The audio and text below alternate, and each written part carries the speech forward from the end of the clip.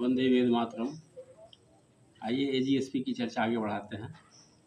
गर्भवती माताओं को भोजन के लिए जो सूत्र बताए जाते हैं उनमें एक और महत्वपूर्ण सूत्र होता है हितभुक, हितभुक, मितभुक और ऋतभुक।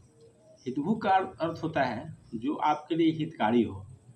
हमारे लिए हितकारी भोजन कौन सा हो सकता है?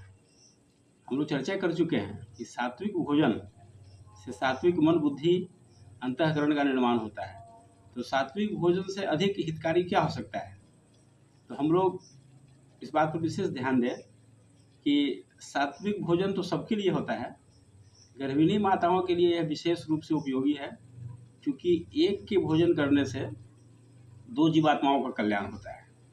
इसलिए 9 माह के पीरियड में और उसके 3 माह पूर्व से जो तैयारी होती है, मतलब 12 माह तक कम से कम सात्विक भोजन अवश्य करें, ताकि उसका लाभ आपको भी मिले और आपके बच्चे को भी मिले। ये हितभुक हुआ। दूसरा है मितभुक। मितभुक का मतलब होता है कि अल्प मात्रा में भोजन बहुत ज़्यादा नहीं करना चाहिए कभी भी। कुछ स्थान पेट में हवा के लिए भी छोड़ा जाता है, पानी के लिए भी छोड़ा जाता है। तो जितनी भूख लगी हो उससे कुछ कम खाना चाहिए। इसी को मितभुक कहा जाता है कि भूख से कम मात्रा में भोजन लेना। दूसरा होता है ऋतभुक। ऋतभुक के 2 अर्थ होते हैं। ऋतभुक का अर्थ होता है कि जो ऋतु के अनुकूल हो।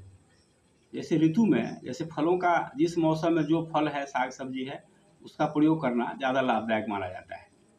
और दूसरा मतलब होता है ऋतभुक का कि ईमानदारी से कमाए हुए धन को भोजन में लगाना। जो पैसा ईमानदारी से कमाया जाता है उस पैसे का जब आप भोजन करेंगे तो आपका मन, बुद्धि, चित्त सब शुद्ध होगा। और शास्त्रों में कहा जाता है कि आहार शुद्ध हो सत्व शुद्धि। आहार के शुद्ध होने से अंतःकरण शुद्ध हो जाता है, और अंतःकरण जब शुद्ध हो जाएगा मनुष्य का तो इसका लाभ ही लाभ है। इसलिए ईमानदारी के पैसे का भोजन होना चाहिए और मौसम के अनुकूल भोजन होना चाहिए। जिस मौसम में जो फल, साग सब्जी मिले उसका भोजन कीजिए, उसका बहुत ही लाभ होता है। तो ये हुए, आज हम इतने ही पर बात समाप्त करेंगे एक संक्षेप में कि हितभुक, मितभुक और ऋतभुक, ये 3 चीज़ों पर कम से कम 10 माह जब इच्छा हो मन में कि हम एक अच्छी माँ बने, तो इस इच्छा जब हो उसके 3 माह पूर्व से तैयारी शुरू कर दी जाती है।